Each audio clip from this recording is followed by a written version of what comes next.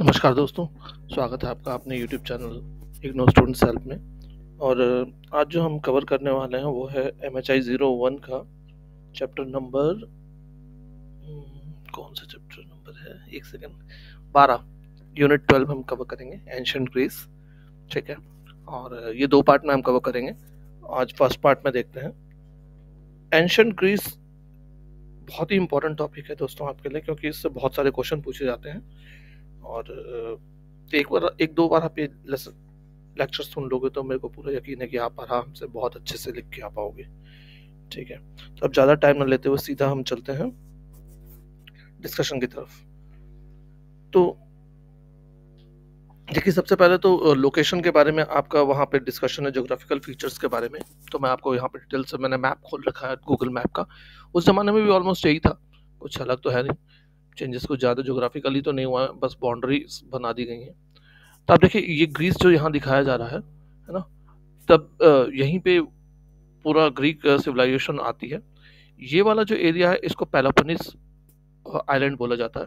ठीक, और एक बहुत ही इम्पोर्टेंट सिटी है जो हम हिस्ट्री में भी डिस्कस करेंगे, ये कॉरिंथ करके आप देख रहे हैं। ये अब देखिए, मेनलैंड जो है उससे ये पेलोपोनेस आइलैंड इस लैंड मास के थ्रू जुड़ा हुआ है, और इसी लैंड मास के पास में कॉरिंथ नाम की सिटी है। एथेंस से मेनलैंड में है, ठीक, जो वहाँ की कैपिटल है।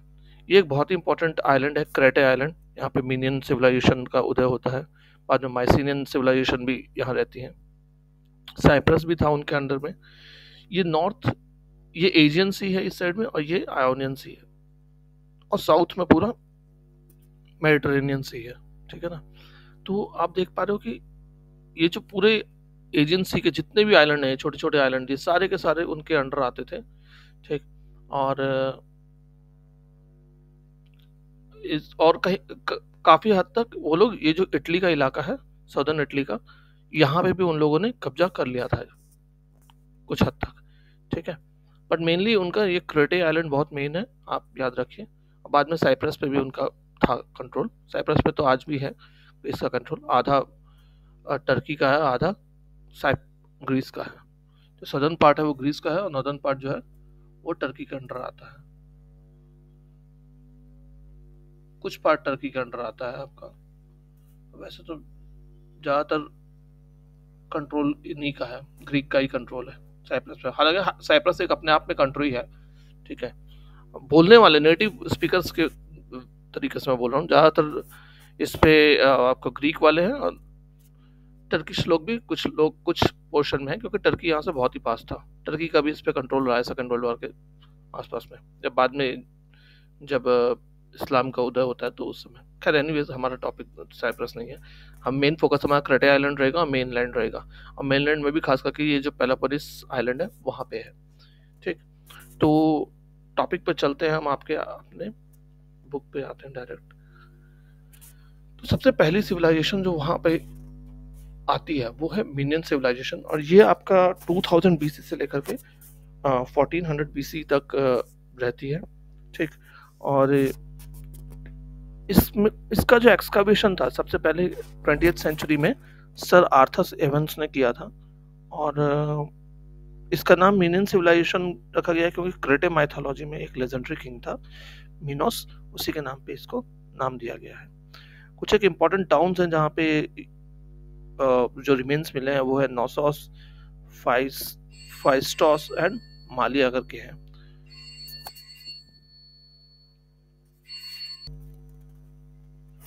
तो ये कुछ एक एरियाज है जहाँ पे बहुत सारे रिमेन्स मिला है इस सिविलाइजेशन के। और उस ज़माने में जो प्रोमिनेंट स्ट्रक्चर्स हमें मिले हैं उस ज़माने के, वो हैं पैलेसेस, बड़े बड़े पैलेसेस मिले हैं। और इससे पता चलता है कि वो सिर्फ पॉलिटिकल अथॉरिटी के काम ही नहीं आता था, पॉलिटिकल अथॉरिटीज़ वहाँ नहीं बैठती थी, बल्कि वहाँ बहुत सारी इकोनॉमिक एक्टिविटीज़ भी होती थी। ऑब्वियसली बात है, पहले के ज़माने में मार्केट्स इतनी ज़्यादा नहीं थी, क्योंकि ये बहुत पुरानी बात हो रही है, 2000 BC की बात हो रही है।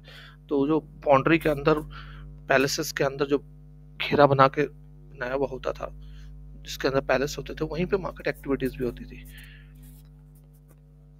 इकोनॉमी मेनली यहाँ पे रूरली इकोनॉमी थी, और जो मेन यहाँ पे लोग काम करते थे वो था शिप रेयरिंग और वुल प्रोडक्शन का। हालांकि कुछ एक एग्रीकल्चर प्रोडक्ट जो वो लोग जिसमें वो डील करते थे वो था व्हीट, आपका ग्रेप्स और ऑलिव्स। ठीक। अब इन लोगों का दूसरे लोगों के साथ ट्रेड भी था, देखने में आया हमारा। इनका ट्रेड आपका इजिप्ट के साथ था, एनाटोलिया के साथ था, लेबनीज कोस्ट पे था, साइप्रस के साथ था, और एशियन के कुछ एक जो आइलैंड्स है उनके साथ भी था। और ये सब सी रूट्स के थ्रू था, क्योंकि देखिए जो आपका, मैं दिखा दूं, ये क्रेटे आइलैंड जो है ये वाला, अब देखिए समुद्र के बीचों बीच है, मेडिटेरेनियन के बीचों बीच है। और इजिप्ट कहाँ है आपका? इजिप्ट ये रहा। तो यहाँ से इजिप्ट भी जाया जा सकता था। साइप्रस तो ऑब्वियस सी बात है। एनाटोलिया ये रहा, एनाटोलिया इस साइड में भी आ सकते थे। और आपका ये यहाँ से लेबनीज कोस्ट भी जाते थे। ठीक है, लेबनीज कोस्ट कहाँ है? लेबनीज ये रहा आपका, लेबनीज कोस्ट। साइप्रस जा रहे तो लेबनीज कोस्ट भी जाते थे यहाँ से। ठीक, चलिए। तो ये कुछ एक सबसे प्रिमिटिव जो है ब्रॉन्ज सिविलाइजेशंस में से एक है, सॉरी, ब्रॉन्ज सिविलाइजेशंस में से एक है। और हमें इनकी हैंड रिटन डॉक्यूमेंट्स भी मिलते हैं, लेकिन उस स्क्रिप्ट को नाम दे दिया गया है लीनियर ए, और ये अभी तक अनडेसिफर्ड है। अनडेसिफर्ड का मतलब अभी इसको, मतलब हम पढ़ नहीं पाए कि ये क्या है, एक्चुअली क्या लिखा हुआ है। और ये किस लिए यूज होती है? क्योंकि इतना सारा ट्रेड करते थे ये लोग, एक तरीके से इंटरनेशनल ट्रेड ही कर रहे हैं, तो उसके हिसाब किताब लिखने के लिए ये लोग इसको यूज करते होंगे, लैंग्वेज को, है ना। अब माना जाता है कि कुछ एक नेचुरल कैलेमिटीज आई होंगी, जैसे वॉल्केनोज वगैरह आया होगा, तो जिसने कि इनकी सभ्यता का एंड कर दिया।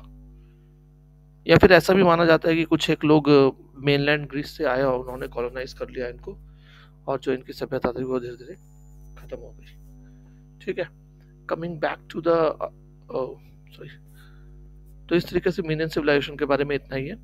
फिर माइसीनियन सिविलाइजेशन के बारे में अगर बात करें, तो माइसीनियन सिविलाइजेशन आपका 1600 से 1200 बीसी में होती है, और इसका जो मेन सेंटर था वो आपका था पेलोपोनेस आइलैंड का।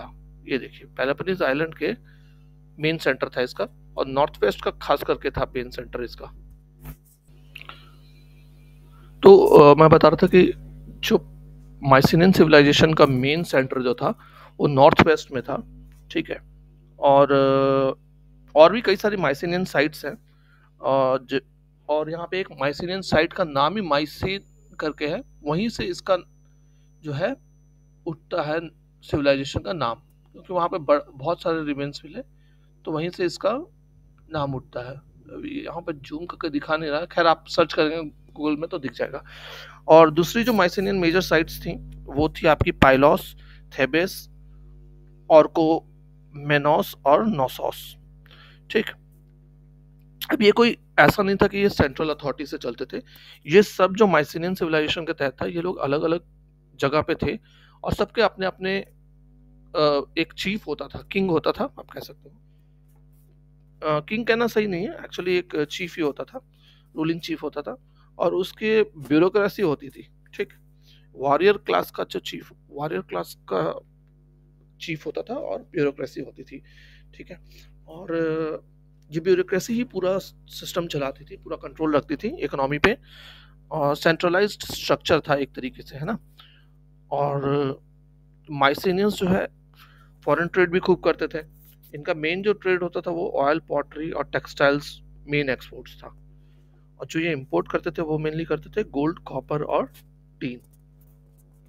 अब आप देख रहे हो कि एक किंग है, ब्यूरोक्रेसी है, तो ऑब्वियस सी बात है कि सोसाइटी स्ट्रेटिफाइड भी थी उस जमाने में, है ना। जब यहाँ का चीफ की डेथ होती थी, है ना, चीफ बोलिए किंग की, तो उसको जैसे इजिप्ट में नहीं बड़े बड़े पिरामिड्स हैं, उसी तरीके से, मतलब इतना बड़े लेवल का तो नहीं वो बनाते थे, लेकिन हाँ एक बीहाइव शेप टॉम बनाया जाता था लास्ट चैम्बर के साथ में। बीहाइव मतलब जैसे मधुमक्खी का छत्ता आपने देखा है ना, वैसा खूब सारा बनाया जाता है। इवन आप सर्च करोगे तो आपको क्रेटे आइलैंड पे भी मिल जाएगा। ठीक है, तो क्रेटे आइलैंड पे ही ज़्यादा मिलेंगे आप, नॉर्थ आइलैंड, मेन आइलैंड पे तो कम ही मिलेगा, क्योंकि क्रेटे आइलैंड देखिए कहीं ना कहीं दूर है, तो इस पर इतना कब्जा हुआ नहीं बाकियों का, लेटर पीरियड के जो वार्स हुए थे स्पार्टा एथेंस में। तो मेन तो आपका क्रेटा आइलैंड इसीलिए बचा रहा, और यहाँ पे जो आर्कोलॉजिकल रिमेन्स है वो अभी भी मिलते हैं। तो माइसीनियंस ने भी एक्चुअली, ऑब्वियसली बात है, उनका जब इतना सारा फॉरेन ट्रेड था, तो उनके भी अपना रिटन रिकॉर्ड्स मिले हैं जो कि क्ले टैबलेट्स के फॉर्म में है, ठीक। और उसमें जो लैंग्वेज लिखी गई है उसको लीनियर बी नाम दिया गया, और इस लीनियर बी को डेसिफर किसने किया? 1952 में माइकल वेंट्रिस ने, ठीक है। और देखा गया कि ये जो लैंग्वेज यूज करते थे लीनियर बी ना, वो काफी हद तक अर्ली वर्जन है ग्रीक लैंग्वेज का, ठीक है। तो ऐसा माना जाता है कि माइसिनियन में भी अर्लीस्ट ग्रीक स्पीकिंग पीपल रहे हों, और ये इंडो यूरोपियन ब्रांच के होंगे जो कि जो थर्ड मिलेनियम बीसी में माइग्रेशन हुआ था उसके तहत यहाँ आए होंगे ये लोग, ठीक है। तो लीनियर बी जो है मेनली जो हमें मिले हैं क्ले टैबलेट्स, वो इन्वेंटरीज है या अकाउंट्स है। इनमें कोई भी पॉलिटिकल हिस्ट्री या रिलीजियस प्रैक्टिसेस का हमें कुछ मिलता नहीं है, और ये मोस्ट प्रोबेबली पैलेस ऑफिशियल्स ने अपना इनको लिखा होगा ताकि रिकॉर्ड्स को ट्रैक कर सकें, इतना सारा जो ट्रेड होता था उसको लेकर के। और इनको लिखने वाले स्पेशल स्क्राइब्स होंगे जो कि ब्यूरोक्रेसी के अंडर आते होंगे, और इससे ये पता चलता है कि कुछ एक स्पेशलिस्ट लोग थे जो लिखते ही होंगे। जैसे इंडिया में प्रेस वगैरह का कंट्रोल था ना, पढ़ाई वगैरह पे पहले ब्राह्मण्स का कंट्रोल था, जैसे संस्कृत लैंग्वेज वगैरह पे, वैसे ही कुछ एक लोगों का कंट्रोल होगा इस पूरी लैंग्वेज पे, जिनको स्क्राइब्स बोला जाता था। फिर 1200 बीसी के अराउंड में ट्राइबल माइग्रेशंस वगैरह बहुत ज़्यादा हुआ, तो इससे इस सिविलाइजेशन का, ये भी ब्रॉन्ज एज सिविलाइजेशन ऑब्वियस सी बात है, तो इसका भी कोलैप्स हो जाता है। और उसके बाद फिर एक डार्क फेज आ जाता है ग्रीक हिस्ट्री में 1200 से लेकर 800 बीसी तक, और माइसिनियन सिटीज धीरे धीरे डिक्लाइन होती हैं, लीनियर बी स्क्रिप्ट भी सब भूल जाते हैं, ट्रेड वगैरह तो पूरा डिस्टर्ब हो गया था। तो इनकी हिस्ट्री में ऐसा माना जाता है कि डोरियंस ने इन्वेड किया था, ठीक है। वो ग्रीक स्पीकिंग ट्राइब थी जो कि सदर्न पेलोपोनेस आइलैंड में रहते थे। उन्होंने इनका अटैक करके माइसिनियन सिविलाइजेशन खत्म कर दिया। अब देखिए, माइसिनियन सिविलाइजेशन मेन लाइन पे पेलोपोनेस पे तो थे साथ ही साथ वो लोग क्रेटे पे भी थे, है ना। तो माना जाता है कि साउथ में कहीं पे डोरियंस थे, उन्होंने पूरे में अटैक करके इनको खत्म कर दिया, ग्रीक स्पीकिंग थे। तो ये आपका माइसिन के बारे में हो गया। क्वेश्चंस इससे मेनली आपका आएगा लीनियर ए स्क्रिप्ट के बारे में लिखिए, लीनियर बी स्क्रिप्ट के बारे में लिखिए, ठीक। और क्वेश्चन क्या आ सकता है अभी और भी हम पढ़ेंगे। अब जब हम डार्क एज के बारे में पढ़ेंगे वहां से क्वेश्चन बहुत सारे आएंगे। इलियाड और ओडिसी के बारे में आएगा, या फिर आपका डलियन लीग के बारे में आएगा, डेमे के बारे में आएगा, स्लेवरी के बारे में आता है, बहुत सारे क्वेश्चन आते हैं। तो अब हम डार्क एज का करते हैं डिस्कशन। डार्क एज से भी आपके क्वेश्चन आते हैं, ठीक। ये आपका टॉपिक नंबर ऑलमोस्ट 3rd पे पहुंच चुके हैं हम। डार्क एज, ये वाला डार्क एज सिविलाइजेशन के बारे में अब हम थोड़ा सा देखेंगे। तो डार्क एज इसलिए बोला जा रहा है क्योंकि देखो, जब माइसिनियन सिविलाइजेशन का कोलैप्स हुआ तो उसके बाद ना 1200 से लेके 800 बीसी तक, ये 300-400 साल का हमें कोई रिटन रिकॉर्ड मिलता नहीं है। ऐसा नहीं है कि वहाँ लोग रहते नहीं थे या कुछ करते नहीं थे, सिविलाइजेशन सारे लोग हट गए वहाँ से, सब कोई भी नहीं रहता था, ऐसा तो था नहीं। वहाँ लोग भी रहते थे, सब कुछ था, सिविलाइजेशन भी चली, है ना। लेकिन हुआ क्या कि हमें रिकॉर्ड्स नहीं मिलते हैं। अब वो लोग रिकॉर्ड्स लिखते थे, नहीं लिखते थे, कि पता नहीं किस फॉर्म में लिखते थे, तो वो रिकॉर्ड हमें मिला नहीं, इसलिए इसको डार्क एज का नाम दिया गया, ठीक। फिर हमें अराउंड 800 बीसी के आसपास में 2 ग्रीक एपिक्स मिलते हैं, इलियाड और ओडिसी के नाम से, जो कि जिसका राइटर कौन था? होमर था। और यही एक ग्रीक हिस्ट्री का फिर से एक टर्निंग पॉइंट आता है जहां से रिटन रिकॉर्ड्स फिर से हमारे पास अवेलेबल है। अब ये दोनों जो हैं ये काफी गैप के बाद लिखा गया था, है ना, और ये लिटरेरी पोएट्री फॉर्म में है, और ये ग्रीक स्टेट्स की जो है हिस्ट्री बताते हैं। जो इलियाड करके है उसमें जो मेन थीम है वो बताता है कि एक वॉर हुआ था ग्रीक स्टेट्स के कोलिशन और स्टेट ऑफ ट्रॉय के बीच में, ठीक है। ट्रॉय एनाटोलिया का पार्ट था, उसमें इलियाड में इस चीज का मेंशन किया गया। फिर दूसरी जो है वो ओडेसी है। ओडेसी में बताया गया कि उसका एक वॉर हीरो था ओडेसस, जब वो वापस आ रहा था, अपना होम जर्नी कर रहा था वापस, तो वो उसका एडवेंचर्स जो थे उसकी जर्नी के, वो मेंशन्ड है ओडिसी में। तो इन दोनों एपिक्स के थ्रू हम थोड़ा बहुत झांक सकते हैं कि उस जमाने में क्या चल रहा था, तो हमें पता चलता है उस जमाने का रिलीजन क्या था, माइथोलॉजी क्या क्या थी, बिलीफ्स क्या था, किन चीज़ों में बिलीफ्स था, उनका फूड हैबिट्स क्या था, क्या ड्रेस पहनते, इसकी जानकारी हमें मिल जाती है इलियाड और ओडिसी से। ठीक, तो इलियाड, अब कुछ लोग बोलते हैं कि देखो इलियाड और ऑलरेडी, कुछ स्कॉलर्स का मानना है कि इलियाड और ओडिसी में जो चीज़ें हैं वो डार्क एज से पहले की हैं। ठीक है, माइसिनियन सिविलाइजेशन के बारे में लिखा गया है, और हमें डार्क एज के बारे में इससे कुछ पता नहीं चलता। ये कुछ एक स्कॉलर्स का मानना है, लेकिन ठीक है, कुछ एक स्टोरीज में लगता है कि हाँ है माइसिनियन एज के बारे में थोड़ा बहुत, लेकिन दूसरे प्रूफ्स जो आते हैं तो वहां से हमें ये भी पता चलता है कि नहीं नहीं, ये एक्चुअली में डार्क, जब माइसिनियन सिविलाइजेशन खत्म हो रहा था उसके बाद के बारे में लिखा गया है। तो डार्क एज को भी आप दो पार्ट में बांट सकते हो। एक्चुअली जो प्रूफ हमारे पास आता है कि हाँ भाई ये माइसिनियन एज में नहीं, बाद की एज में है, वो इसलिए इसलिए आता है क्योंकि अब जो है बहुत ज़्यादा आर्कियोलॉजिकल एविडेंसेस सामने आ चुके हैं जो कि मेंशन्ड है इलियाड और ओडिसी में, और उनकी कार्बन डेटिंग से पता चलता है हमें कि हाँ भाई ये माइसिनियन एज में नहीं बल्कि डार्क एज में ये चीज़ें थी। तो वहाँ से क्लियर हो जाता है कि हाँ ये डार्क एज के बारे में लिखी गई है। ठीक है, तो डार्क एज को भी हिस्टोरियंस दो पार्ट में डिवाइड कर देते हैं। एक है 1200 से 1050 बीसी, और एक है 1050 टू 800 बीसी। ठीक,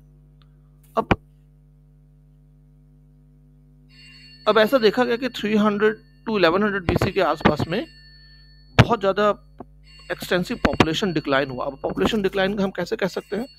वो ऐसे कह सकते हैं क्योंकि हमें सेटलमेंट्स कम दिखती हैं और जो मकान है वो अर्बन सेंटर्स छोटे दिखते हैं। तो इस तरीके से हमें पता चलता है कि माइग्रेशन का डिक्लाइन हो रहा था, सॉरी पॉपुलेशन का डिक्लाइन हो रहा था इस ड्यूरेशन में 1300 टू 1100 बीसी के आसपास में। अब कोलैप्स तो, इकोनॉमी का कोलैप्स तो हुआ ही था, क्योंकि देखो माइसिनियन सिविलाइजेशन एक वेल डेवलप्ड सिविलाइजेशन थी, उनके पास स्क्रिप्ट वगैरह भी थी, वो ट्रेड भी करते थे। ठीक है, अब ये ब्रॉन्ज प्रोडक्शन का डिसरप्शन हो गया। क्यों? क्योंकि कॉपर और टिन वो लोग प्रोक्योर करते थे बाहर से, ग्रीस में कॉपर और टिन के इतना ज़्यादा था नहीं अवेलेबिलिटी। तो जब ऑब्वियस सी बात है, जब इकोनॉमी घटेगी, ट्रेड घटेगा, तो लोग वहाँ से माइग्रेट भी कर जाते थे पहले के ज़माने में, है ना। ज़्यादा कुछ ऑप्शन तो पहले होता नहीं था कि हाँ ये कर लिया या वो कर लिया, तो लोग फिर उस एरिया से माइग्रेट ही कर जाते थे, दूसरी जगह चल जाते थे अपनी रोजी रोटी के लिए। ठीक है, फिर 1000 बीसी के आसपास ग्रीक में कहीं ना कहीं से आयरन का टेक्नोलॉजी आती है। इसके बारे में कुछ पता नहीं है कहाँ से आती है। फिर होता यह है कि जब वहाँ आयरन का टेक्नोलॉजी आ जाती है तो आयरन की बहुत सारी खदानें वहाँ पे थी। ठीक है, ग्रीक में, और ये उनको एक फिर इम्पेटस देती है उनकी इकोनॉमी को, और वो फिर से तरक्की करना शुरू करते हैं। एक धीरे धीरे बड़ा स्टेट बनता है ग्रीस फ्यूचर में जाकर के। तो यहाँ पे ट्राइबल माइग्रेशन जो हुआ वो ग्रीक स्पीकिंग पीपल का मेनली हुआ, है ना। धीरे धीरे ग्रीक स्पीकिंग पीपल पूरे एरिया में फैल जाते हैं, और एजियन आइलैंड्स हो चाहे वेस्ट कोस्ट हो एनाटोलिया का, यहाँ हर जगह ग्रीक स्पीकिंग लोग हो जाते हैं। अब देखो ग्रीक कभी फिर बाद में 3 डायलेक्ट्स हो जाते हैं, आयोनिक, डोरिक और एओलिक एओलिक बोल सकते हो आप। 3 डायलेक्ट में बढ़ जाती है। जो आयोनिक है वो एथेंस में बोली जाती थी मेनली, और बाकी डोरिक और एओलिक दूसरी जगहों पर बोली जाती थी। तो ठीक है, ग्रीक्स का जो है एक बार फिर से जब आयरन एज आ गया और धीरे धीरे लोगों की डिपेंडेंसी खत्म हो गई कॉपर टीन पे, फिर से ये अपनी आयरन टेक्नोलॉजी के बेस पे फिर से तरक्की करने लग गए, है ना। आयरन टेक्नोलॉजी आई तो ऑब्वियस सी बात है एग्रीकल्चर वगैरह, फिर से आयरन से एग्रीकल्चर का प्रोडक्शन बढ़ गया। हम जानते हैं आयरन प्लोशेयर वगैरह यूज़ करते हैं लोग। तो फिर ग्रीक्स ने अपना स्क्रिप्ट को डेवलप किया, है ना। जब स्क्रिप्ट डेवलप हुई तो ऑब्वियस सी बात है कि लिखा गया ये ओडिसी और इलियड वगैरह लिखा गई। तो इस बार जो उन्होंने स्क्रिप्ट डेवलप की वो फोनेटिक्स पे बेस्ड थी, है ना, कि हर लेटर एक साउंड को डिपिक्ट करता था, जैसे कि आज भी है ABCD जो हमें वो ए से अ की आवाज आती है, बी से ब की आवाज आती है, तो उसको बोला जाता है फोनेटिक्स। ठीक, तो उन्होंने इस तरीके से फिर से अपनी एक लैंग्वेज को किया और फिर से अपनी सिविलाइजेशन को डेवलप किया। और इस बार जो था उन्होंने मेनली सिंपल रखा, सेल्फ सफिशिएंसी ज़्यादा थी उनमें।